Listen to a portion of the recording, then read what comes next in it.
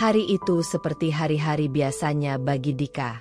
Bocah yatim piatu berusia 13 tahun itu sudah terbiasa bangun sebelum fajar, menggendong karung besar di pundaknya, lalu menyusuri jalanan Jakarta untuk mencari barang bekas. Bukan karena ingin, tapi karena harus. Setelah kepergian kedua orang tuanya akibat kecelakaan 2 tahun lalu, Dika tidak punya siapa-siapa lagi. Tidak ada keluarga yang mau menampung. Tidak ada rumah untuk pulang, tidak ada meja makan, bahkan tidak ada tempat tidur. Yang ia miliki hanyalah karung usang, sandal jepit putus, dan semangat bertahan hidup. Hari itu, Dika menyusuri kawasan belakang pasar malam yang baru saja selesai. Ia tahu, biasanya ada sisa-sisa kardus bekas dan botol plastik yang bisa dijual. Saat itu sekitar pukul 5 pagi, pasar masih sepi. Bau amis dan sampah menyengat. Tapi Dika sudah terbiasa. Ia menyusuri lorong sempit antara kios-kios. Matanya jeli mencari botol atau besi tua. Tiba-tiba, langkahnya terhenti di depan sebuah tumpukan kardus besar yang tersusun tak rapi. Di atasnya ada satu kardus yang tampak berbeda. Lebih bersih, lebih baru, dan bergerak. Dika mendekat. Perlahan. Hatinya berdebar. Ia mendengar suara lirih seperti desahan atau tangisan. Ia menunduk, membuka sedikit penutup kardus itu, lalu terdiam. Tangannya gemetar, matanya membesar. Di dalam kardus itu, tergeletak seorang bayi perempuan, masih merah, hanya dibalut kain tipis yang sudah lembab dan kotor. Bayi itu menangis pelan, mungkin karena lapar atau kedinginan. Tak ada botol susu, tak ada catatan, tak ada siapa-siapa di sekitar. Hanya Dika dan bayi itu. Dika celingukan ke kiri dan kanan. Tidak ada satu orang pun. Ia mengangkat kardus itu perlahan, lalu mendekap bayi kecil itu ke dadanya. Hatinya campur aduk. Ia bingung, takut, tapi juga merasa kasihan. Bayi itu menggenggam jari telunjuknya. Dika langsung luluh. Ia tidak tahu harus bagaimana, tapi ia tahu satu hal. Ia tidak bisa membiarkan bayi ini mati kedinginan di sini. Tanpa berpikir panjang, Dika memasukkan bayi itu ke dalam jaketnya yang robek-robek, lalu berjalan cepat meninggalkan pasar. Karungnya ia tinggal. Ia hanya ingin menyelamatkan bayi itu dulu. Ia melewati jalanan sempit dan becek menuju gubuknya di bantaran kali. Sebuah rumah kecil dari triplek dan sengkaratan yang nyaris rubuh. Sesampainya di sana, Dika meletakkan bayi itu di atas kain sarung yang ia lipat jadi alas tidur. Sambil menggigil karena udara pagi yang menusuk, Dika menatap bayi itu dengan bingung. "Namamu siapa?" "Ya?" "Aku panggil Rara aja." "Ya?" ucapnya pelan. "Rara." Nama itu keluar begitu saja dari mulutnya. Entah dari mana, tapi rasanya cocok. Dika tahu ia harus segera mencari susu, tapi ia tidak punya uang. Satu-satunya benda yang ia miliki adalah radio kecil rusak yang dulu peninggalan ayahnya. Ia masukkan ke dalam tas dan segera menuju ke tukang loak. Harganya cuma Rp12.000, tapi cukup untuk membeli sekotak kecil susu bubuk dan 1 dot plastik murah. Ia pulang dengan tergesa. Rara menangis kencang. Dika merebus air di atas tungku, mencampur susu, lalu mencoba menyusui bayi itu dengan dot.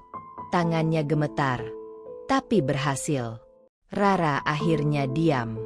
Dika menghela napas lega. Ia duduk di lantai, bersandar ke dinding, memeluk bayi itu.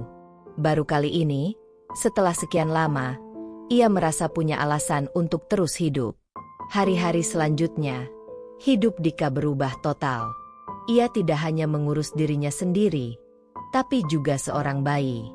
Ia harus bangun lebih pagi, bekerja lebih keras, dan pulang lebih cepat.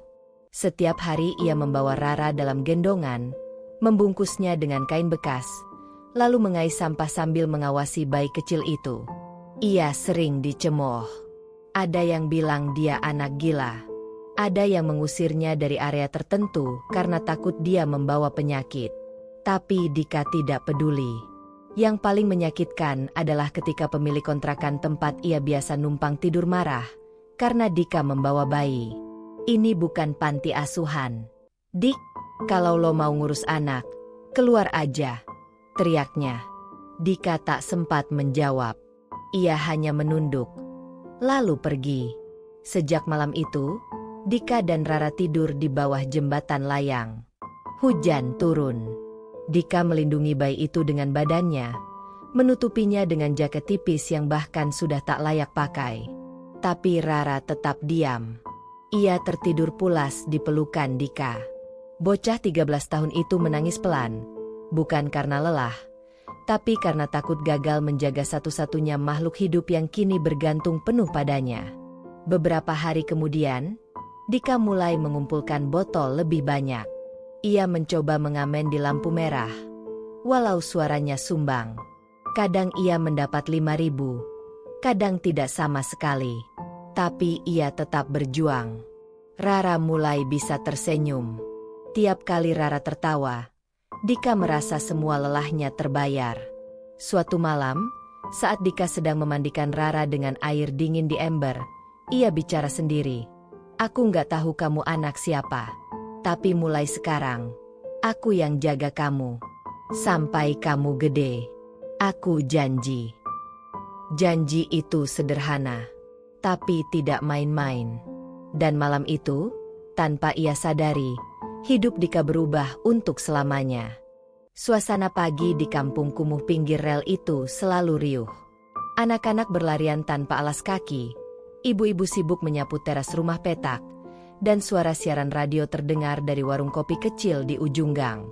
Tapi pagi ini sedikit berbeda. Beberapa warga berdiri berkelompok di dekat pos ronda, matanya tertuju pada satu sosok yang berjalan perlahan sambil menggendong bayi. Itu Dika, anak pemulung yang biasa dianggap tidak penting oleh warga sekitar. Tapi kali ini dia jadi bahan omongan. Gara-garanya, sejak 3 hari terakhir, Dika terlihat membawa seorang bayi. Awalnya mereka pikir itu anak orang yang dititipkan, tapi setelah tahu bayi itu tinggal bersamanya di bawah jembatan, bisik-bisik pun mulai menyebar. Itu bayi siapa sih? Masa anak jalanan ngurus bayi? Ujar Bu Yati, ibu-ibu yang dikenal paling senang bergosip di gang itu. Jangan-jangan dia nyulik. Sekarang banyak tuh kasus bayi hilang. Lah, ini tiba-tiba ada bayi di pelukannya, sahut Pak Irwan, petugas ronda yang sebenarnya tak peduli, tapi ikut nimbrung karena penasaran. Ngurus diri sendiri aja nggak bisa, sok-sokan ngurus anak, seru suara lain. Dika yang sedang lewat, pura-pura tidak dengar. Ia tahu mereka membicarakannya, tapi ia tetap jalan, menunduk, memeluk erat Rara yang tertidur dalam kain gendongannya. Tiba-tiba langkahnya dihentikan. Pak Bowo, ketua RT yang terkenal galak, berdiri menghadangnya di pertigaan gang. Di belakangnya sudah ada beberapa warga lain yang ikut menonton. Dik, kamu bentar ke pos ya.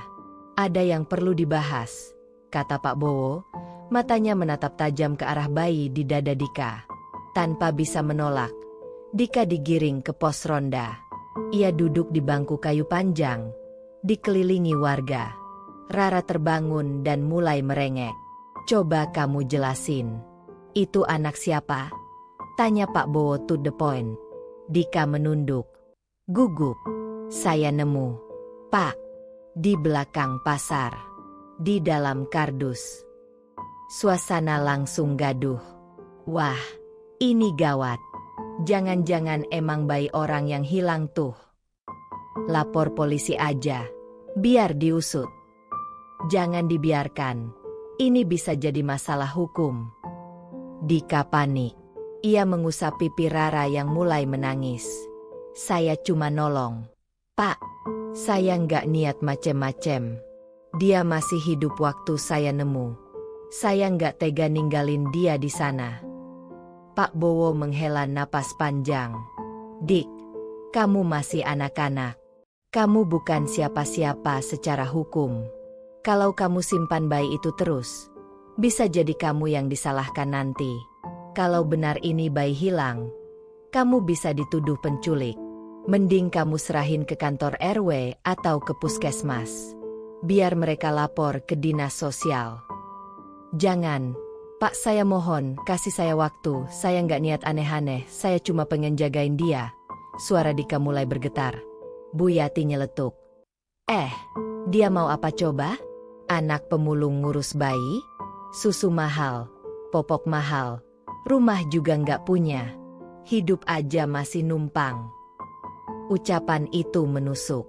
Dika tahu semua itu benar. Tapi bukan berarti ia harus menyerah. Saya kerja, Bu. Saya ngamen. Saya kumpulin botol. Saya beli susu walau sedikit. Saya bisa jagain dia. Saya bisa tolong percaya. Ucap Dika lirih. Hampir seperti menangis. Pak Bowo terlihat ragu. Begini aja, Dik. Kalau kamu emang niat jagain bayi itu, kamu nggak bisa tinggal di sini. Warga takut. Ini udah bikin gaduh. Daripada jadi masalah, mending kamu cari tempat lain. Atau kamu ke dinas sosial. Itu saran saya. Itu bukan saran. Itu ultimatum. Dika tak menjawab. Ia hanya berdiri, menggendong Rara yang kembali menangis, lalu berjalan pelan meninggalkan pos ronda. Tidak ada yang menahannya. Tidak ada yang menawarkan bantuan. Mereka semua hanya memandang, lalu membalikan badan, seolah tidak terjadi apa-apa. Malam itu, Dika tidak punya tempat lagi. Empran warung yang biasa ia jadikan tempat tidur ditutup dengan seng. Ia mencoba duduk di bawah jembatan, tapi ada beberapa gelandangan dewasa yang mengusir karena merasa terganggu oleh tangisan bayi. Dika akhirnya berjalan ke taman kecil yang sudah rusak tak terurus, duduk di bangku semen, dan memeluk Rara sambil menangis pelan. Perutnya lapar. Susu Rara tinggal sedikit. Uang di sakunya hanya cukup untuk 1 sachet bubuk. Ia menatap langit malam yang gelap, lalu memandangi bayi kecil itu. Rara menatapnya balik, matanya polos, tanpa tahu apa yang sedang terjadi. Esoknya, Dika kembali ke pasar, mencari botol dan kardus. Tapi kali ini ia lebih cepat diburu satpam. Bayi di gendongannya dianggap mengganggu. Ini pasar, bukan tempat bawa anak. Sana pergi, bentak petugas. Dika terdiam. Ia hanya mundur pelan, lalu berjalan menjauh. Ia tahu hidupnya sudah makin sulit. Tapi yang paling menyakitkan bukan karena lapar, bukan karena ditolak warga, atau diusir petugas. Tapi karena semua orang menganggap bahwa orang seperti dirinya, anak jalanan, pemulung, tanpa status, tanpa pendidikan, tidak pantas punya kasih sayang. Bahkan tidak pantas mengasuh anak kecil. Tapi Dika tahu, ia tidak akan menyerah. Walau dunia menolaknya, ia akan tetap bertahan. Karena satu-satunya yang membuatnya merasa hidup, kini tertidur tenang dalam pelukannya. Hari itu matahari belum tinggi, tapi Dika sudah duduk di depan lapak loak dengan wajah lesu. Ia memegang sebuah jam tangan tua yang sudah lama tak pernah ia pakai. Benda itu bukan barang mahal, hanya jam digital murahan yang dulu dibelikan almarhum ayahnya dari pasar malam. Tapi buat Dika, jam itu punya arti. Selama ini, ia selalu menyimpannya sebagai satu-satunya kenangan dari orang tuanya. Namun pagi ini, jam itu akan dijual. Berapa? Tanya Dika pelan sambil menyodorkan jam ke pemilik lapak. Pak Hasan, si pemilik lapak loak, memperhatikan jam itu dengan malas. Ini? Baterainya mati, talinya sobek, layar retak 1000 ajalah. Dika menggenggam jam itu erat. Hatinya berat. Tapi kemudian ia menoleh ke arah tas kain tempat Rara sedang tidur. Bayi itu belum makan sejak semalam. Susu bubuknya habis. Uang Dika tinggal 100 rupiah. 1000 nggak cukup buat beli susu. Pak, lirih Dika. Pak Hasan melirik sebentar. Paling tinggi 2000. Mau nggak? Tanpa banyak kata, Dika menyerahkan jam itu. 2 lembar ribuan pindah ke tangannya. Tak cukup untuk beli susu kaleng, tapi cukup untuk 1 sachet susu bubuk sachet kecil. Itu sudah cukup buat 1 atau 2 kali minum. Dika segera melangkah ke warung kelontong, membeli susu sachet dan sebotol air mineral. Ia buru-buru kembali ke taman tempat ia menginap semalam. Tak ada panci, tak ada kompor. Ia hanya bisa menghangatkan air dengan memegang botolnya erat-erat di bawah jaketnya agar agak hangat oleh suhu tubuh. 1 jam kemudian, ia berhasil menyuapi Rara dengan Dot. Bayi itu menyedot perlahan, dan akhirnya tertidur lagi. Dika tersenyum. Kecil, lelah, tapi tulus. Hari ini, ia berhasil membuat Rara kenyang. Itu saja sudah cukup untuk membuatnya merasa menang. Namun itu hanya sementara. Hari-hari berikutnya berjalan semakin sulit. Dika harus mencari cara mendapatkan uang lebih banyak. Mengandalkan botol plastik tidak cukup. Ia mulai coba jadi loper koran. Setiap subuh, ia pergi ke agen koran dan menawarkan diri membawakan koran ke warung-warung kopi. Dari situ, ia bisa dapat tambahan 5.000 sampai 7.000 rupiah. Tak besar, tapi lebih baik daripada tidak sama sekali. Siang hari, ia kembali menjadi pemulung. Sore hingga malam, ia kadang mengamen di perempatan lampu merah. Ia belajar main suling dari seorang pengamen tua yang ia kenal di terminal. Nada-nadanya sumbang, tapi ia tetap berusaha. Setiap koin dan lembaran uang receh ia kumpulkan dalam kaleng kecil. Malamnya, ia membeli beras, sayur, atau susu untuk Rara. Jika uangnya tidak cukup, ia hanya makan nasi garam dan memberi Rara apa yang bisa ia sediakan. Kadang Rara menangis semalaman karena sakit perut. Kadang Dika begadang, menggendongnya sambil berjalan bolak-balik di bawah jembatan hanya untuk menenangkan. Tapi yang paling berat adalah ketika tubuh Dika mulai menyerah. 3 minggu setelah menemukan Rara, Dika mulai batuk berdahak. Awalnya ia abaikan, tapi lama-lama tubuhnya menggigil. Ia demam. Kepalanya berat. Badannya pegal semua. Namun ia tetap memaksakan diri bekerja. Ia tidak bisa berhenti. Karena berhenti berarti tidak bisa memberi makan Rara. Satu malam, ia tumbang di emperan toko kosong. Badannya panas tinggi. Rara menangis kencang karena belum disusui. Tapi Dika hanya bisa terbaring lemas, menggenggam kain gendong Rara tanpa bisa bangun. Orang-orang yang lewat hanya melihat sekilas. Tak ada yang berhenti. Tak ada yang peduli. Ia hanya anak jalanan, bukan siapa-siapa. Beruntung, ada seorang tukang parkir bernama Pak Surya yang biasa mangkal di daerah itu, melihat kondisi Dika. Ia menghampiri, memeriksa tubuh bocah itu, lalu terkejut saat melihat bayi di pelukannya. "Ya Allah, kamu kenapa, Nak?" tanya Pak Surya panik. Dika hanya bisa bergumam, "Tolong, jangan ambil bayinya, saya cuma mau jaga dia." Pak Surya akhirnya mengangkat tubuh Dika dan membawanya ke pos keamanan tempatnya biasa berjaga. Ia meminjam termos air panas dari warung sebelah, menyeduh teh hangat, dan membantu menyuapi Rara yang sudah menangis tanpa henti. Malam itu, Dika dirawat seadanya oleh orang asing yang bahkan baru ia kenal. Keesokan harinya, saat demam Dika mulai turun, Pak Surya duduk di sebelahnya.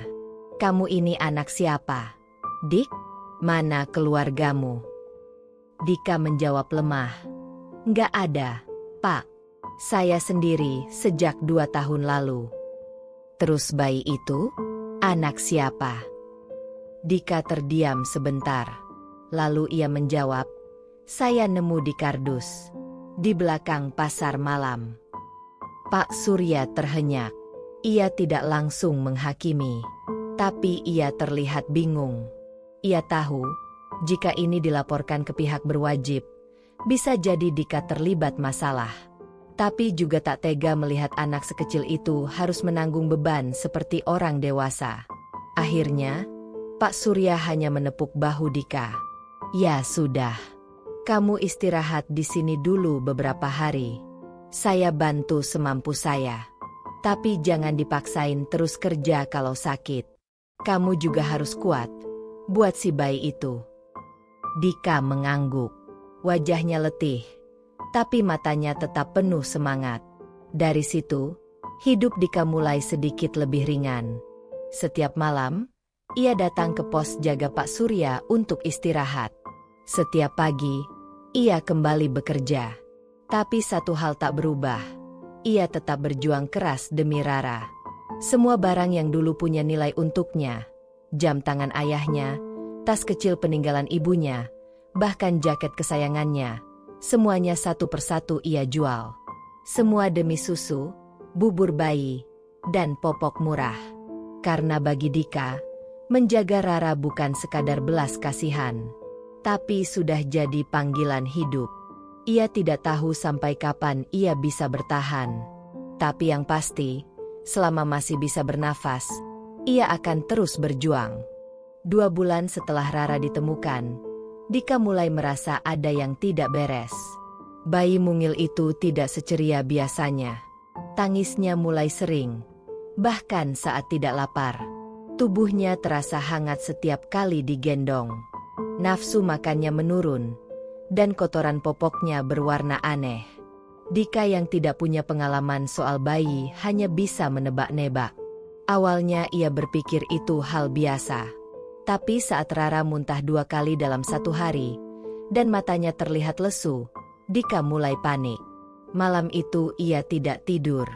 Ia memeluk Rara erat-erat, mengganti popok seadanya, dan berharap tubuh kecil itu kembali sehat esok pagi.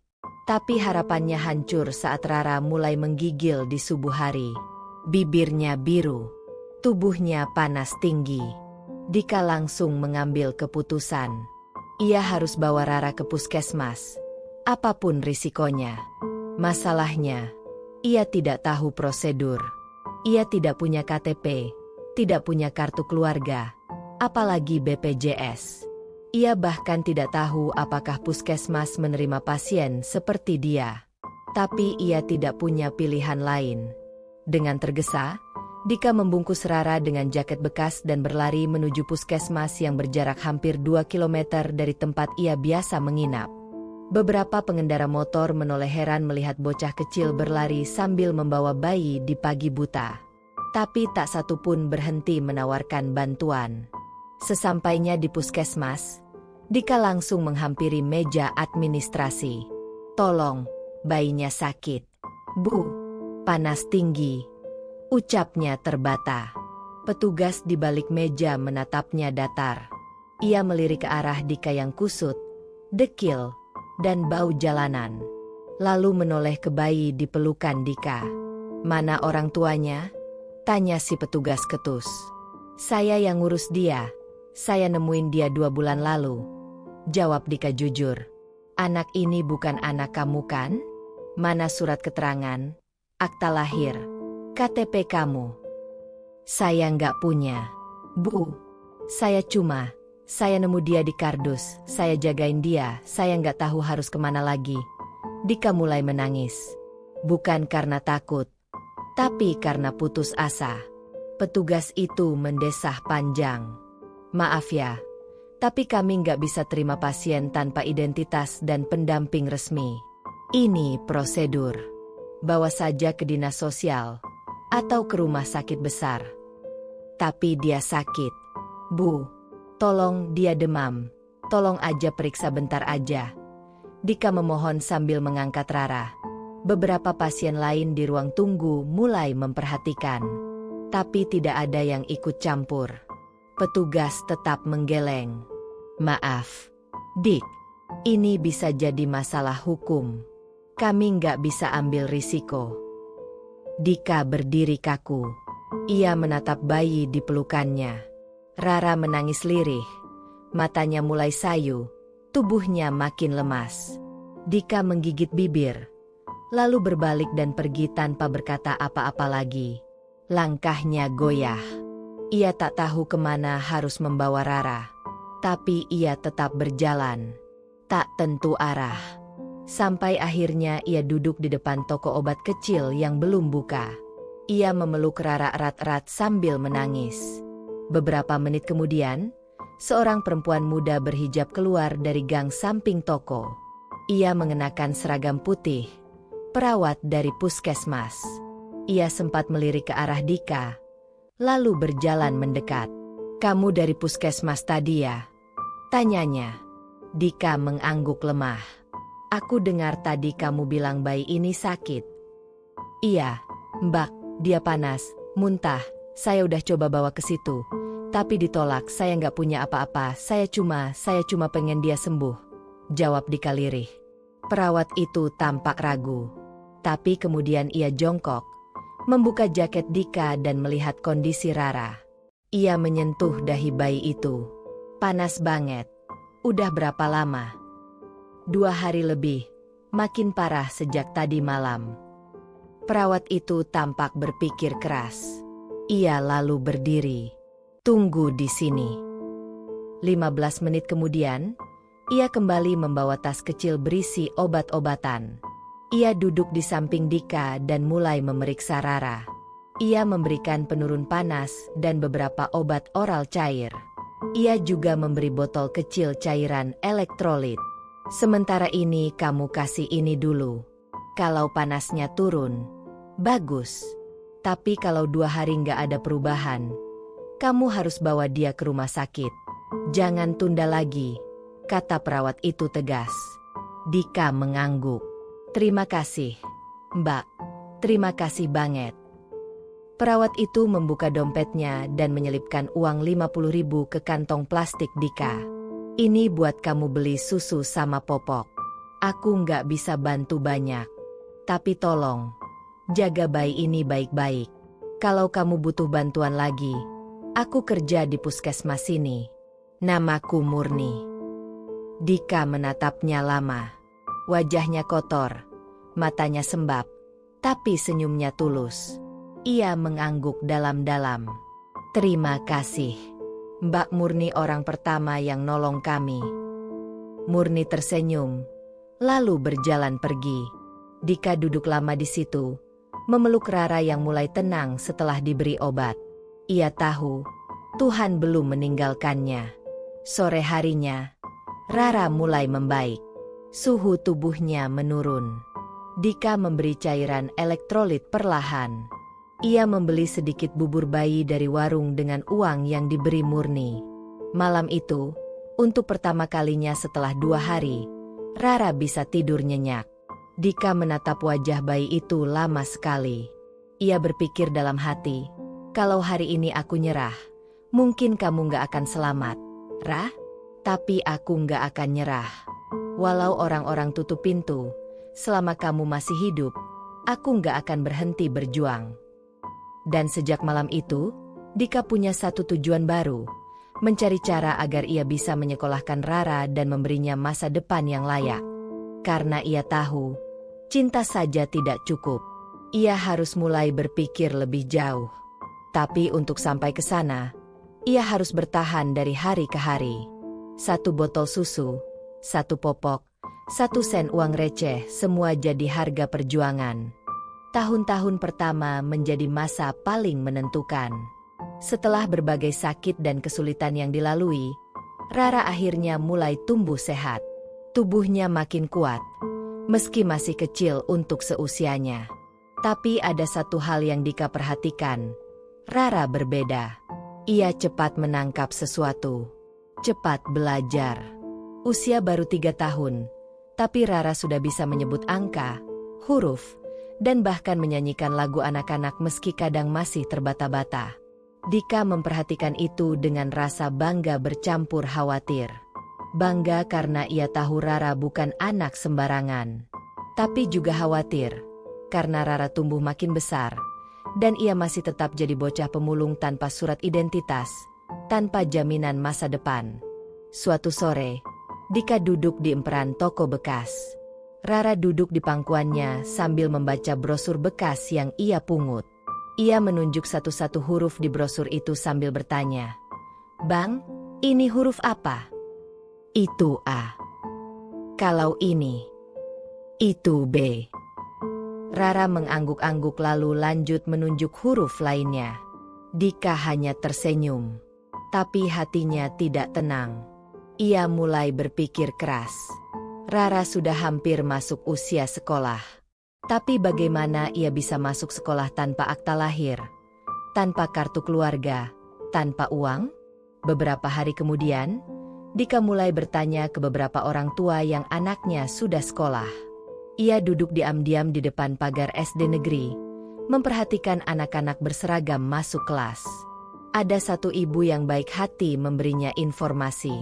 Kalau mau masukin anak ke SD negeri, harus ada akta lahir, kartu keluarga, KTP orang tua itu syaratnya. Kalau nggak punya, wah, susah. Paling bisa coba ke yayasan atau panti, mungkin bisa bantu. Dika mengangguk, tapi ia tidak mau menyerahkan Rara ke panti. Tidak setelah apa yang ia korbankan sejauh ini. Ia tidak tahu prosedur resmi, tapi ia tahu satu hal, Rara harus sekolah. Ia tidak boleh hidup seperti dirinya, buta huruf, tidak punya masa depan. Mulai saat itu, Dika kerja lebih keras. Ia tidak hanya jadi pemulung. Ia mulai ambil kerja tambahan. Siang hari, setelah selesai cari botol dan kardus, ia mengamen di lampu merah. Malam hari, ia bantu mencuci motor di bengkel kecil milik Pak Agus. Kenalan lama yang kasihan melihatnya sering tidur di emperan toko. Gajinya kecil, hanya 10.000 per motor.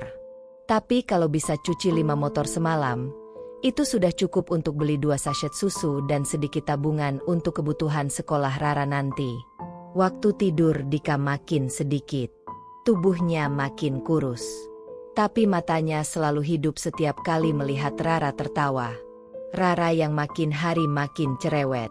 Rara yang mulai pandai menggambar di tembok pakai arang. Rara yang suka tanya, "Bang, nanti aku bisa sekolah ya?" Dan Dika akan menjawab, "Iya, pasti bisa."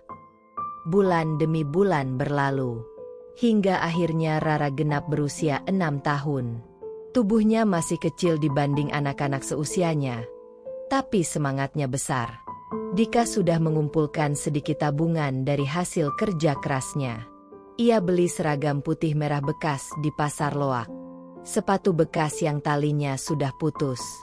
Tas kecil sumbangan dari tukang parkir yang iba. Lalu suatu pagi, Dika membawa Rara ke sekolah dasar negeri di kampung pinggiran Jakarta. Ia bertemu kepala sekolah dan menceritakan semua dari awal. "Saya tahu ini nggak resmi, Pak. Saya nggak punya dokumen. Tapi saya mohon, izinkan dia sekolah. Saya yang akan kerja buat bayar apapun yang dibutuhkan. Saya nggak minta gratis." Kepala sekolah itu, Pak Lurah, menatap Dika lama. Lalu menoleh ke Rara yang berdiri kaku di belakangnya, memegang ujung baju abang angkatnya. "Ayahnya kamu?" tanya Pak Lurah. Dika terdiam. Ia menunduk.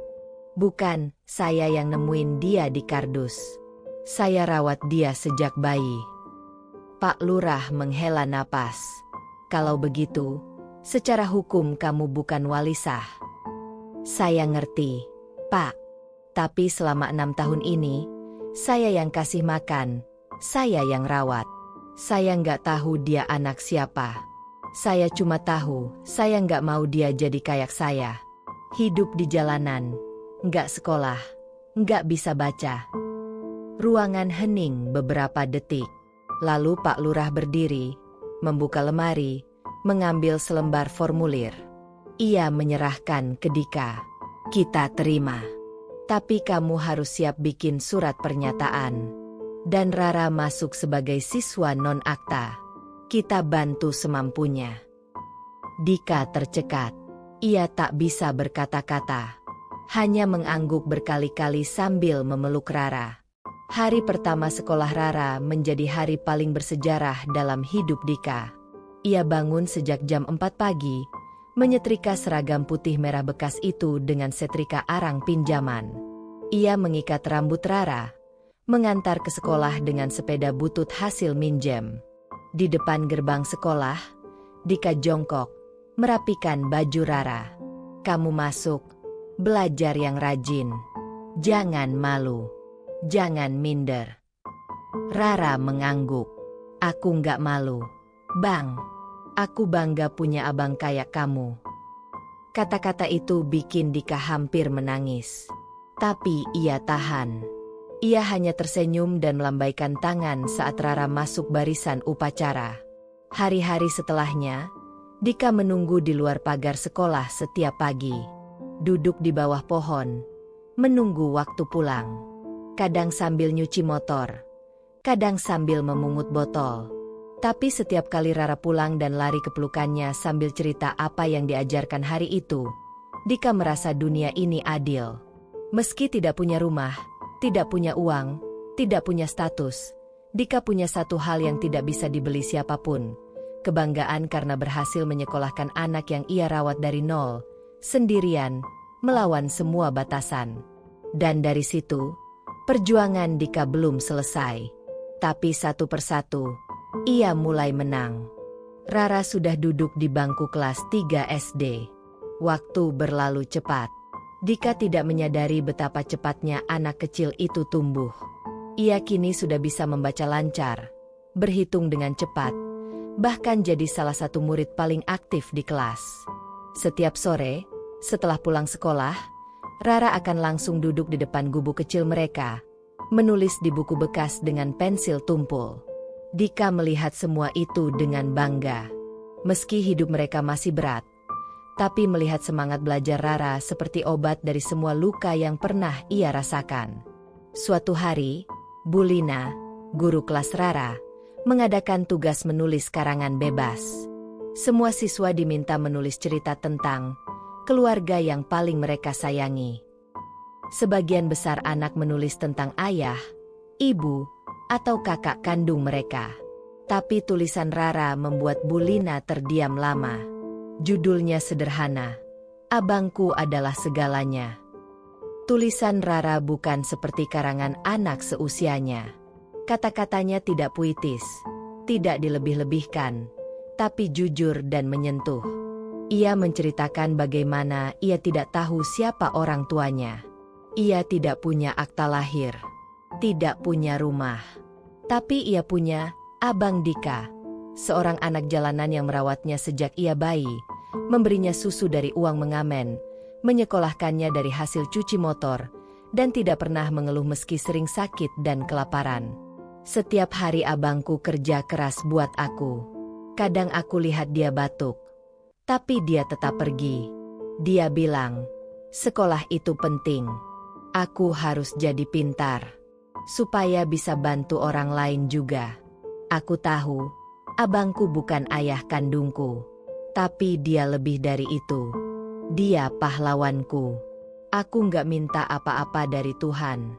Aku cuma pengen abang sehat. Itu cukup."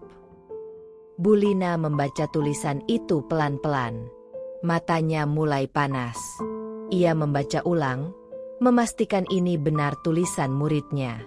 Kalimatnya polos, tanpa bahasa berbunga-bunga, tapi setiap baris mengandung cerita yang mengguncang hati. Esoknya, saat mengoreksi karangan, Bu Lina memanggil Rara ke ruang guru. "Rara, boleh ibu tanya?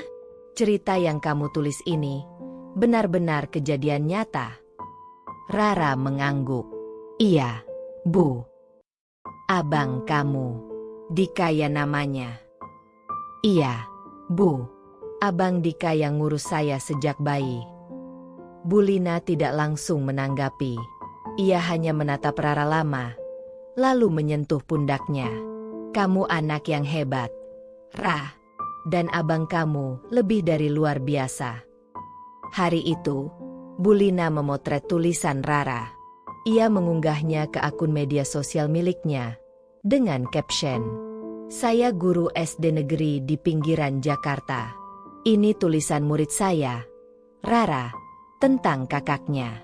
Saya baru tahu kisah ini dari karangan tugas sekolah. Saya jarang posting hal begini, tapi cerita ini terlalu jujur untuk disimpan sendiri. Seorang anak jalanan merawat bayi sejak usia 13 tahun. Tanpa akta, tanpa uang, tanpa pendidikan. Sekarang bayi itu tumbuh jadi murid cerdas. Saya cuma ingin banyak orang tahu bahwa kasih sayang itu tidak selalu butuh darah. Postingan itu hanya niat awal untuk membagikan hal menyentuh. Tapi siapa sangka, keesokan harinya, unggahan itu viral. Dalam waktu 24 jam, ratusan ribu orang membagikan ulang. Komentar berdatangan. Banyak yang terharu, banyak yang tidak percaya. Bahkan beberapa media online mulai menghubungi Bu Lina untuk wawancara. Dika tidak tahu apa-apa tentang semua itu. Ia masih tetap memungut kardus, mengamen, dan mencuci motor seperti biasa. Sampai suatu sore, saat ia menjemput Rara di sekolah, ia melihat beberapa orang berdiri di pagar membawa kamera dan mikrofon. "Bang, itu wartawan," bisik Rara polos. Dika langsung panik. "Loh? Wartawan apa? Kamu kenapa, Ra?" Bu Lina keluar dari gerbang dan menghampiri Dika. "Mas Dika, saya minta maaf. Saya yang upload tulisan Rara. Saya nggak nyangka bakal viral." Dika bingung. "Tulisan?" "Iya, karangan Rara. Tentang kamu." Dika menoleh ke Rara yang cengengesan sambil menyodorkan bukunya. "Aku nulis soal abang, Bang. Karangan tugas sekolah." Dika membuka halaman itu dan membaca cepat. Matanya mulai berkaca-kaca. Ia tahu Rara sayang padanya. Tapi melihat semuanya tertulis begitu, bikin dadanya sesak. Wartawan mendekat. Mereka mulai bertanya, "Mas Dika, benar kamu rawat bayi ini sejak kecil? Gimana kamu bisa bertahan hidup?" Dika gugup. Ia bukan orang yang biasa bicara di depan kamera. Tapi ia mencoba jujur. Saya nemu dia di kardus waktu saya cari botol. Dia masih merah waktu itu. Saya nggak tahu harus ngapain. Tapi saya nggak tega ninggalin. Sejak itu, saya jagain dia semampu saya. Saya kerja apa aja.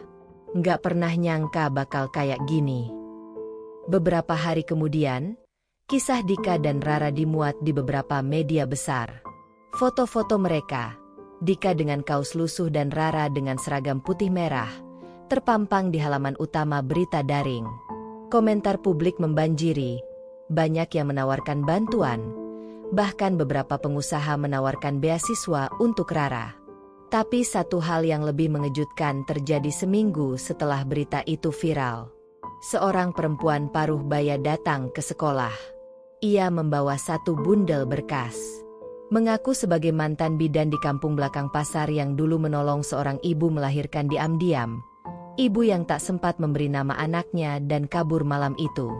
Waktu saya lihat wajah Rara di berita, saya langsung ingat bayi itu. Sama persis. "Saya yang mandikan dia dulu," ucapnya pada kepala sekolah. Mulai dari situ, identitas Rara mulai ditelusuri. Dan perlahan, satu demi satu, potongan masa lalu yang tertutup selama bertahun-tahun mulai terbuka. Tapi tak ada yang bisa menggantikan posisi Dika. Semua yang mendengar kisah mereka tahu, meski bukan darah, cinta mereka nyata. Dan bagi Dika, walau semua ini mendadak dan membingungkan, ia tetap fokus pada satu hal. Apapun yang terjadi nanti, Rara tetap anak yang ia temukan, ia selamatkan, dan ia perjuangkan sejak hari pertama. Sejak kisah Dika dan Rara viral, kehidupan mereka tak lagi seperti dulu. Beberapa organisasi sosial mulai berdatangan, memberi bantuan berupa makanan, pakaian, bahkan tempat tinggal sementara. Dika yang selama ini hidup mengandalkan rezeki dari jalanan, mendadak harus berurusan dengan media, aparat desa, dan para relawan. Namun, bukan hanya bantuan yang datang. Beberapa minggu setelah viralnya tulisan Rara, Sebuah mobil hitam mewah berhenti di halaman sekolah tempat Rara belajar. Dari dalam mobil keluar seorang wanita berumur sekitar 40-an tahun dengan penampilan rapi, bersama seorang pria berpakaian formal. Keduanya langsung menuju ruang kepala sekolah dan meminta bertemu dengan Bulina dan Rara. Dika yang saat itu sedang mencuci motor di dekat halaman sekolah dipanggil oleh penjaga sekolah. "Mas Dika, tolong ke ruang guru. Ada yang mau bicara soal Rara." Dika buru-buru membasuh tangannya dan berlari ke ruang guru. Begitu masuk, dia mendapati Rara duduk di samping Bulina dengan ekspresi bingung. Di seberangnya duduk wanita dan pria asing yang belum pernah ia lihat. "Mas Dika, ini Ibu Lestari dan Pak Hartanto. Mereka mengaku kerabat biologis Rara," kata Bulina pelan. Dika langsung menegang. Ia menatap wanita itu penuh curiga. "Kerabat? Maksudnya?" Ibu Lestari tersenyum tipis. "Begini, Mas Dika. Saya adalah adik dari wanita yang melahirkan Rara. Kakak saya dulu sempat hamil di luar nikah. Dan karena malu, ia melahirkan secara sembunyi-sembunyi di dekat pasar tempat kamu menemukannya. Setelah melahirkan, dia mengalami depresi berat dan kabur. Keluarga kami mencarinya, tapi tidak berhasil. Kami baru tahu soal Rara dari berita viral itu." Dika masih berdiri. Ia bingung. Tidak tahu harus senang atau takut. Kalau benar ibu kerabatnya, kenapa baru sekarang muncul? "Karena kami benar-benar tidak tahu kalau anak itu masih hidup. Kami pikir kakak saya mungkin meninggalkan anaknya entah di mana. Kami tidak menyangka ada yang menemukannya dan merawat selama ini," jelas Ibu Lestari sambil mulai menitikkan air mata. Pak Hartanto membuka map berisi dokumen. "Kami ingin mengambil kembali hak asuh anak ini. Kami ingin membawanya pulang ke rumah. Kami bisa berikan pendidikan terbaik, lingkungan yang layak, dan kehidupan yang nyaman untuknya." Dika terdiam. Ia menoleh ke Rara yang hanya duduk diam sambil menggenggam jemari Bulina. Mata anak itu mulai berkaca-kaca. Ia jelas bingung dan takut. "Saya tahu ini berat," lanjut Ibu Lestari. "Tapi kamu masih muda, Dika. Kamu sudah luar biasa merawatnya sampai sejauh ini. Tapi sekarang biarkan kami, keluarga kandungnya, yang melanjutkan. Kami juga akan beri kompensasi kalau kamu mau menyerahkan hak pengasuhan." Dika mengepalkan tangan. "Kompensasi?" Suaranya pelan, tapi tegas. "Ibu kira saya merawat Rara selama ini buat uang? Ibu kira saya bertahan hidup di jalan, tidur di emperan, kerja dari subuh sampai tengah malam demi dapat duit?" Ibu Lestari terlihat salah tingkah. "Bukan begitu maksud saya. Saya nggak punya darah yang sama dengan dia. Tapi saya bangga waktu bisa nyuapin dia pertama kali. Waktu dia bisa bilang, 'Abang,' untuk pertama kali. Waktu dia bisa sekolah. Saya nggak pernah ngitung saya rugi atau untung. Karena sejak hari saya nemu dia di kardus itu, dia udah jadi hidup saya." Ruangan hening. Rara menatap Dika dengan mata berlinang. Ia bangkit dari kursinya dan memeluk Dika erat-erat. "Aku nggak mau ikut orang lain. Bang, aku mau sama abang." Ibu Lestari mencoba mendekat. "Sayang, kami keluarga kamu. Kami bisa kasih kamu kamar sendiri, sekolah bagus, dan semua yang kamu mau." Rara menggeleng kuat. "Aku nggak butuh semua itu. Aku cuma mau abang. Abang yang gendong aku pas aku demam. Abang yang tidur bareng aku waktu hujan. Abang yang gak pernah ninggalin aku." Bulina akhirnya mengambil alih pembicaraan. "Saya sarankan kita tidak memaksakan Rara. Dia sudah cukup besar untuk memilih. Lagi pula, secara hukum, belum tentu ibu bisa langsung ambil hak asuh. Kita perlu tes DNA dan surat pernyataan resmi." Pak Hartanto terlihat kesal. "Kami akan urus semua itu. Kami akan ajukan lewat jalur hukum." Dika mengangkat wajahnya, menatap mereka tajam. Silakan. Tapi sampai ada keputusan resmi, Rara tetap sama saya. Setelah pertemuan itu, suasana hati Dika campur aduk. Ia tidak bisa tidur malam itu. Ia memandangi Rara yang tertidur di pangkuannya, lalu membelai rambutnya pelan. Kalau mereka beneran keluargamu, mungkin kamu harus ikut mereka. Ra? Mereka bisa kasih kamu rumah beneran. Kasur empuk. Makan enak tiap hari. Sekolah bagus. Bisiknya. Tapi Rara menggeliat. Lalu membuka mata setengah sadar. Kalau abang nyuruh aku pergi, aku akan kabur. Aku akan cari abang. Sampai ketemu. Aku nggak mau pisah. Ucapan itu menusuk dada Dika lebih dari apapun. Ia sadar, ikatan mereka bukan lagi soal siapa yang melahirkan, tapi siapa yang bertahan bersama. Beberapa hari kemudian, kabar soal keluarga kaya yang mengklaim Rara sebagai kerabat beredar. Media kembali ramai. Ada yang pro, ada yang kontra.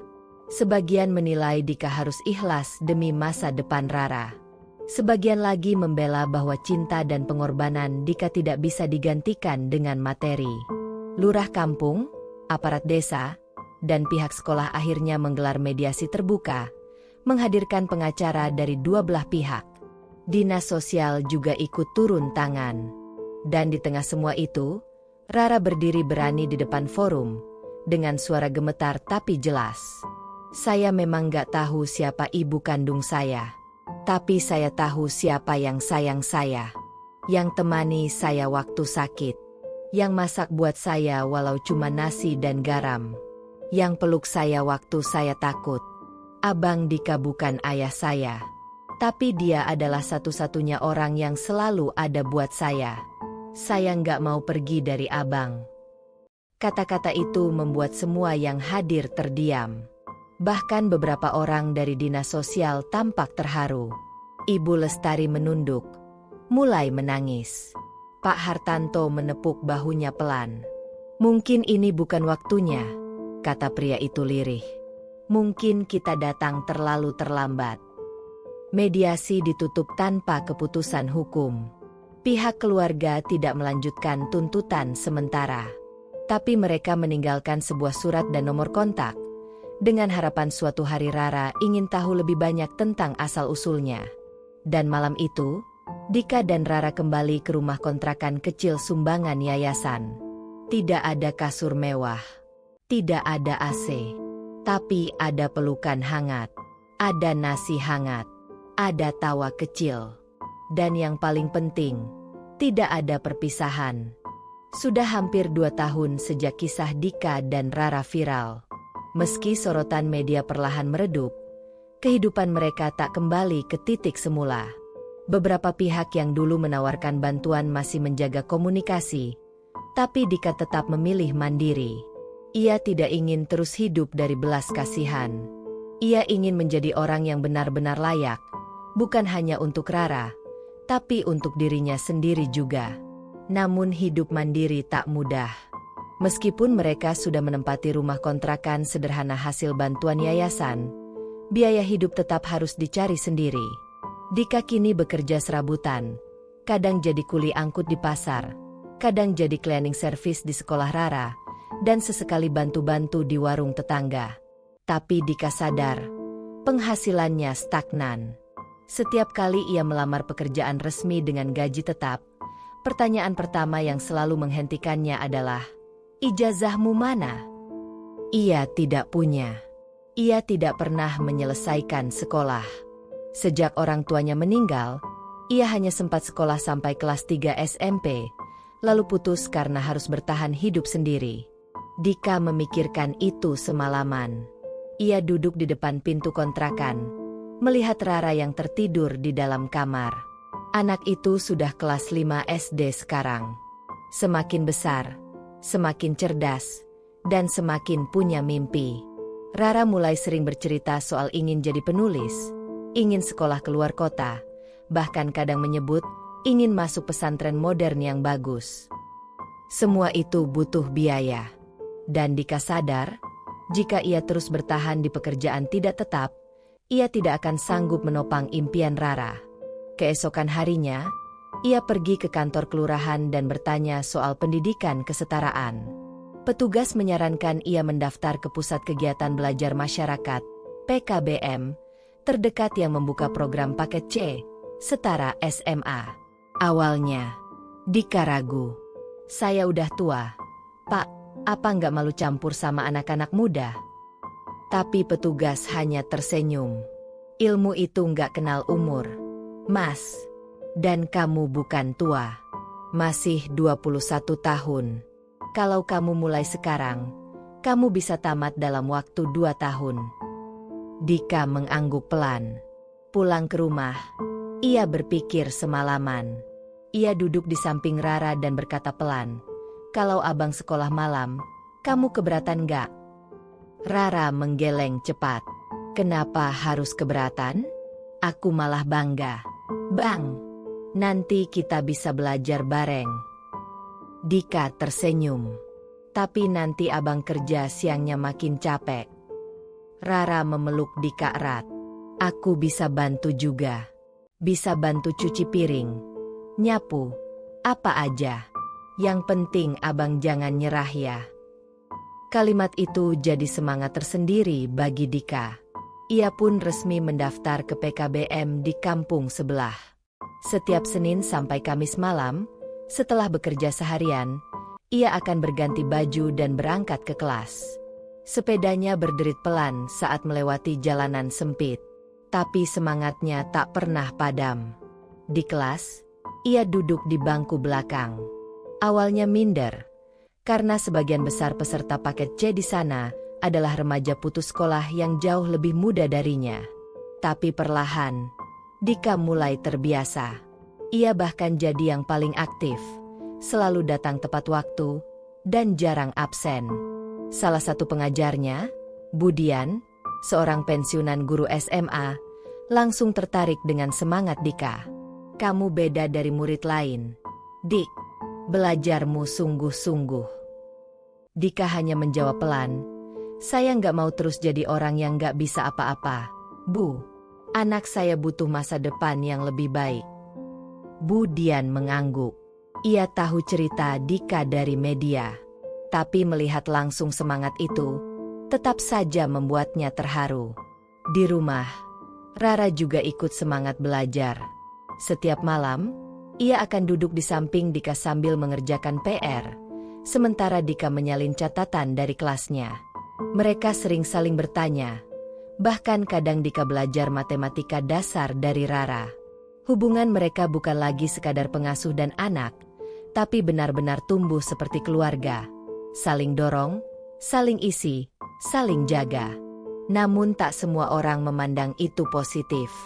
Suatu hari, saat Dika sedang kerja membantu bersihkan musola, tetangga sebelah, Bu Rumi, menyindir di depan warga. "Sekolah malam? Buat apa? Udah umur segitu, masih ngotot belajar? Mending kerja bener yang hasilnya kelihatan." Dika menunduk. Ia tidak membalas. Tapi Rara yang kebetulan mendengar, menatap Bu Rumi dengan berani. "Abang saya kerja siang malam, Bu. Sekolahnya malam. Apa salahnya belajar? Emang orang dewasa nggak boleh punya mimpi?" Beberapa warga terdiam. Bu Rumi terbatuk-batuk kecil lalu pergi. Perlahan, lingkungan mulai mengakui semangat Dika. Bahkan Kepala RW memberi izin Dika bantu jadi penjaga malam di pos keamanan, agar bisa tetap belajar di sela waktu jaga. Ia juga diberi beasiswa pendidikan kesetaraan dari salah satu yayasan, karena dinilai berprestasi. Setelah 2 tahun, akhirnya Dika lulus. Ia menerima ijazah paket C-nya dengan bangga. Saat acara kelulusan sederhana di aula PKBM, Dika berdiri di panggung kecil dengan mata berkaca-kaca. Di barisan kursi, Rara berdiri dan bertepuk tangan paling kencang. Wartawan lokal yang sempat hadir bertanya, "Apa harapan Mas Dika ke depan setelah lulus?" Dika menjawab dengan mantap, "Saya ingin kerja tetap, punya penghasilan jelas, Biar saya bisa antar Rara sampai ke perguruan tinggi. Saya udah janji sama diri sendiri. Nggak akan berhenti sebelum mimpi dia tercapai. Sejak saat itu, peluang mulai terbuka. Dengan ijazah barunya, Dika berhasil melamar sebagai staf kebersihan di sebuah kantor notaris kecil.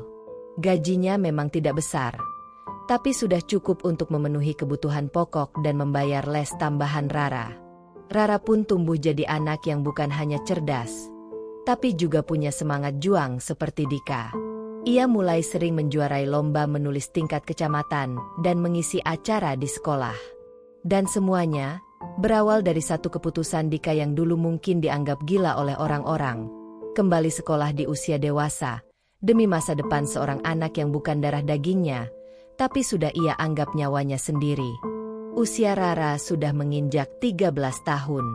Ia kini duduk di bangku kelas 1 SMP. Waktu berjalan begitu cepat. Terlalu cepat bagi Dika yang setiap harinya masih merasa seperti baru saja menemukan bayi mungil itu di kardus lusuh. Tapi kini, bayi itu sudah tumbuh menjadi gadis remaja yang cerdas, mandiri, dan berbakat. Rara bukan murid biasa. Nilainya nyaris sempurna, terutama di pelajaran bahasa Indonesia dan seni. Ia juga aktif dalam kegiatan sekolah, jadi pengurus OSIS dan pernah jadi ketua lomba puisi tingkat kecamatan. Bahkan beberapa tulisannya pernah dimuat di koran lokal, dan salah satunya membuat seorang dosen universitas di Yogyakarta tertarik. Suatu sore, sepulang sekolah, Rara berlari pulang sambil menggenggam amplop coklat besar. Nafasnya terengah, wajahnya memerah karena kegirangan. Bang! Bang! Aku keterima! Teriaknya. Dika yang sedang menyapu halaman langsung berhenti. Keterima apa? Beasiswa. Bang. Yang dari Yayasan Pendidikan Mandiri itu. Mereka tawarin aku masuk SMP asrama di Yogyakarta. Gratis 3 tahun. Semuanya ditanggung. Dika berdiri mematung beberapa detik. Yogyakarta. Iya, Bang. Ini sekolah bagus banget. Ada jurusan penulisan kreatifnya. Ada program mentoring dari penulis-penulis terkenal. Semua dibiayai penuh. Makan, tempat tinggal, buku, semua. Dika menatap surat di tangan Rara. Matanya langsung tertuju ke logo resmi yayasan yang sejak dulu hanya ia dengar dari mulut ke mulut. Sebuah nama besar yang memang dikenal mendanai anak-anak berbakat dari keluarga kurang mampu. Rara melompat kegirangan. Tapi saat menoleh ke wajah Dika, ia terdiam. Abangnya tidak menunjukkan ekspresi yang sama. Bang, abang gak senang. Dika langsung tersadar. Ia tersenyum, memeluk Rara erat-erat. Senang banget. Abang bangga banget sama kamu. Tapi hatinya tidak semudah itu menerima kenyataan. Semalaman ia tak bisa tidur. Pikiran tentang harus berjauhan dari Rara terus membebani pikirannya. Selama ini, Dika tidak pernah jauh dari anak itu. Sejak hari pertama, ia yang memandikan, menyuapi, mengantar sekolah, dan menemani tidur. Kini, dalam waktu dekat, ia harus melepas Rara ke kota lain, ratusan kilometer jauhnya. Dika tahu, ini yang terbaik. Tapi di sisi lain, ia merasa seperti akan kehilangan bagian terpenting dari hidupnya. Beberapa hari kemudian, pihak yayasan datang langsung ke rumah kontrakan mereka untuk membicarakan persiapan keberangkatan. Seorang ibu berusia 50-an tahun bernama Bu Retno, yang juga ketua yayasan, berbicara dengan lembut dan penuh hormat pada Dika. Kami tahu ini berat, Mas Dika. Tapi ini kesempatan langka. Setiap tahun kami hanya terima 10 anak dari seluruh Indonesia. Rara salah satu yang lolos karena tulisan dan semangat belajarnya luar biasa. Dika hanya mengangguk pelan. Saya tahu, Bu. Saya belum pernah jauh dari dia. Bu Retno tersenyum pengertian. Itu wajar. Tapi kamu harus percaya. Anakmu hebat karena kamu juga hebat. Jangan takut melepaskan kalau tujuannya untuk membuatnya terbang lebih tinggi. Beberapa hari sebelum keberangkatan, suasana rumah jadi lebih hening dari biasanya. Rara berusaha ceria, tapi Dika tahu, gadis kecil itu juga merasa berat. Suatu malam, mereka duduk berdua di teras rumah, ditemani lampu remang dan suara jangkrik. Bang! Rara mulai bicara pelan. Kalau aku udah di sana, abang bakal sendirian ya? Dika tersenyum. Enggak juga. Abang kan punya kerjaan. Ada Pak Udin, Bu Dewi, orang-orang kantor. Lagian abang juga masih bisa video call sama kamu. Tapi abang suka ngelamun akhir-akhir ini. Kalau abang sedih, aku juga sedih. Loh. Dika memalingkan wajah. Ia tak ingin Rara melihat matanya yang berkaca-kaca. Ra, kamu tahu nggak? Abang ini bukan orang pintar. Nggak pernah mikir sejauh ini waktu pertama kali nemuin kamu. Tapi kamu tumbuh jadi anak yang luar biasa. Dan sekarang, kamu dapat kesempatan yang orang kayak abang nggak pernah bisa bayangin. Rara menggenggam tangan Dika. Aku bisa sampai di titik ini karena abang. Jadi apapun yang aku capai nanti, itu juga karena abang. Dika mengangguk. Ia menghela napas panjang dan berkata, kalau kamu nanti kangen, kirim surat. Kalau ada apa-apa, jangan takut cerita. Dan ingat, kamu boleh jauh, tapi hati kita tetap dekat. Hari keberangkatan pun tiba. Dika dan Rara naik kereta pagi dari stasiun Pasar Senen menuju Yogyakarta. Selama perjalanan, Rara terus memandang keluar jendela, mencoba menyembunyikan gugupnya. Dika duduk diam, memegang tas kecil berisi pakaian Rara dan beberapa buku tulis kesayangan anak itu. Sesampainya di asrama sekolah, Dika membantu Rara mengatur barang-barangnya. Ia tidak bicara banyak, tapi selalu tersenyum. Saat waktunya pulang, Rara memeluk Dika erat-erat. Aku janji bakal belajar sungguh-sungguh. Bang! Dika memeluknya kembali. Dan abang janji, abang akan selalu ada buat kamu. Jarak nggak akan ubah itu. Rara mengangguk sambil menahan tangis. Dika pun akhirnya berbalik, melangkah pelan keluar dari asrama. Tapi baru beberapa langkah, ia berhenti, menoleh sekali lagi, dan melihat Rara melambaikan tangan dari jendela lantai 2. Ia tersenyum sambil menahan tangis yang hampir pecah. Sepanjang perjalanan pulang ke Jakarta, Dika termenung. Kursi kereta terasa lebih lengang dari biasanya. Tapi di hatinya ada kebanggaan yang tak bisa diukur. Ia tahu, untuk pertama kalinya sejak bertahun-tahun lalu, ia sudah melakukan sesuatu yang benar-benar berarti. Ia tidak kaya. Ia tidak berpendidikan tinggi. Tapi ia telah mengantar seorang anak, yang bukan darah dagingnya, menuju gerbang masa depan yang lebih cerah. Dan dari jauh, di balik jendela asrama, Rara duduk dengan buku tulis dan pena di tangannya, menuliskan surat pertamanya. Bang, ini hari pertamaku di sini. Aku belum terbiasa tidur tanpa abang. Tapi aku janji akan belajar sekuat mungkin. Supaya suatu hari nanti, aku bisa bikin abang bangga dan hidup lebih baik. Seperti abang yang pernah bilang, mimpi itu bisa dicapai siapa saja, asal mau bertahan dan terus jalan, walau pelan-pelan. Waktu berjalan seperti air yang tidak pernah berhenti. Tahun demi tahun berganti. Tanpa terasa, Rara kini telah berusia 22 tahun. Ia bukan lagi anak kecil yang digendong Dika ke sekolah dengan baju seragam lusuh. Ia kini berdiri gagah sebagai seorang sarjana dari jurusan sastra Indonesia, lulusan cum laude dari salah satu universitas ternama di Yogyakarta. Tak hanya itu, buku kumpulan ceritanya yang berjudul Langkah di Kardus Lusuh menjadi bestseller nasional dan menyabet penghargaan bergengsi sebagai karya sastra inspiratif tahun ini. Di buku itu, Rara menceritakan tentang sosok yang ia sebut sebagai orang paling berjasa dalam hidupnya. Seseorang yang bukan ayah kandungnya, bukan pula saudara darahnya, tapi yang memberinya hidup, perlindungan, dan cinta tanpa syarat, Dika. Namun semua pencapaian itu belum membuat Rara benar-benar merasa puas. Ada satu keinginan yang sejak dulu ia simpan dalam hati, membalas semua pengorbanan Dika, dengan cara yang tak bisa dibeli dengan uang semata. Setelah lulus kuliah, Rara langsung bekerja sebagai editor lepas di sebuah penerbit besar. Gajinya cukup untuk hidup sederhana dan menyisihkan sebagian besar untuk rencana besarnya. Diam-diam, selama 2 tahun terakhir, ia menabung, mencari informasi, dan merancang sebuah kejutan. Saat itu, Dika sudah berusia 32 tahun. Ia masih bekerja sebagai petugas kebersihan di sebuah kantor kecil di Jakarta. Hidupnya tenang, tapi biasa.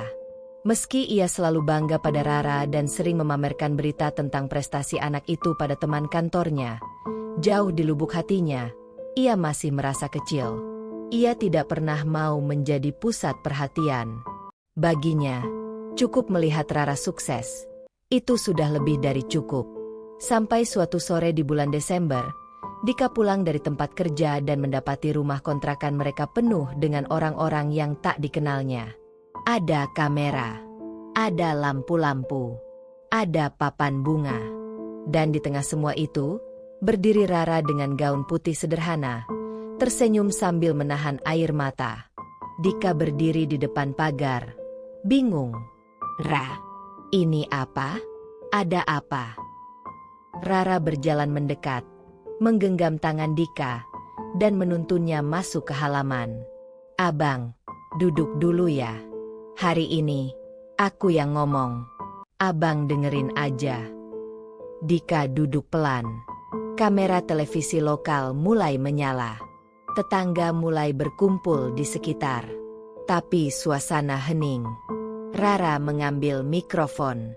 Suaranya gemetar, tapi jelas. "Teman-teman semua, tetangga, sahabat, dan yang saya hormati, hari ini saya ingin memperkenalkan seseorang yang tidak akan pernah kalian lihat di headline berita, tapi bagi saya, dialah pahlawan sejati." Ia menoleh ke Dika. "Abang Dika, pria yang dulunya pemulung, yang menemukan saya di kardus waktu saya masih bayi. Ia yang membesarkan saya tanpa tahu siapa saya. Yang menyuapi saya dari uang hasil ngamen. Yang menyekolahkan saya dengan kerja mencuci motor dan angkat karung. Yang tidak pernah meninggalkan saya, bahkan saat saya bukan siapa-siapa." Suasana mulai haru. Beberapa tetangga mulai menitikkan air mata. Dika menunduk, tak kuasa menatap mata Rara yang mulai basah. Rara melanjutkan, "Saya berdiri di sini hari ini karena dia. Dan karena itu, mulai hari ini, saya ingin hidup abang berubah. Abang tidak perlu lagi kerja sebagai tukang bersih-bersih. Karena saya sudah beli satu kios kecil atas nama abang. Di dalamnya ada toko buku dan kafe kecil. Namanya Kopik Kata, hasil dari tabungan honor saya menulis." Tepuk tangan langsung terdengar di antara hadirin. Tapi Dika masih duduk diam. Matanya mulai merah. Bibirnya bergetar. Rara maju, berlutut di hadapan Dika, lalu menyerahkan map berisi sertifikat dan kunci. "Abang selalu bilang gak butuh apa-apa. Tapi ini bukan soal uang. Ini soal harga diri.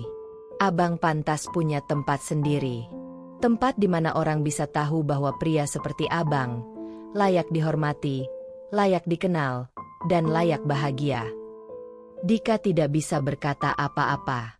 Ia hanya memeluk Rara erat-erat, menangis seperti anak kecil. Seluruh rasa capek, sedih, dan kesepian yang pernah ia simpan selama bertahun-tahun, pecah di pelukan itu.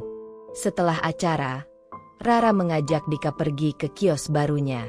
Di sana, sudah tertata rapi rak buku, mesin kopi, dan meja sederhana untuk membaca. Di tembok belakang, tergantung besar foto Dika sedang menggandeng tangan Rara kecil, dengan tulisan besar, "Tidak harus melahirkan untuk menjadi seorang ayah." Cukup hadir, bertahan, dan tidak pernah menyerah. Tahun-tahun berikutnya, Dika tidak lagi bekerja serabutan.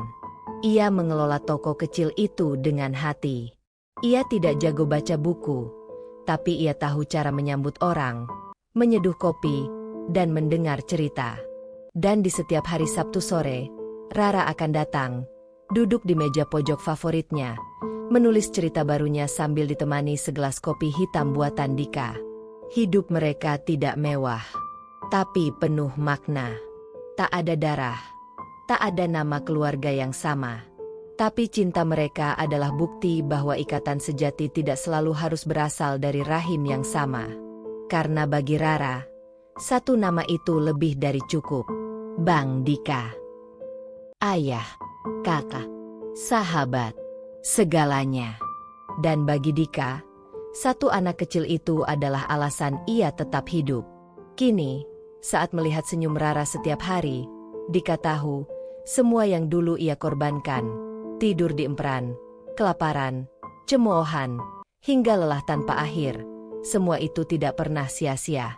Ia sudah berhasil, bukan sebagai orang kaya, tapi sebagai orang yang memenangkan satu nyawa dari kehancuran. Dan itu lebih dari cukup. Tamat.